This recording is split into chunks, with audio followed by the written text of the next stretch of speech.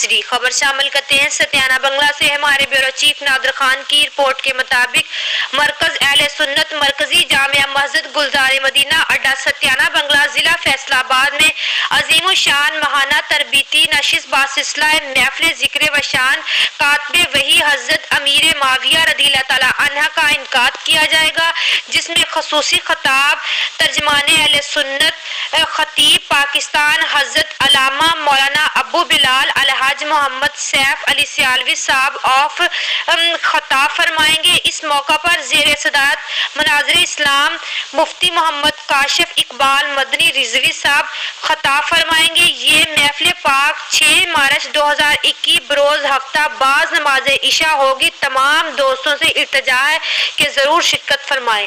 مزید خبروں کے لیے دیکھتے رہیے City 11 نیوز پاکستان HD۔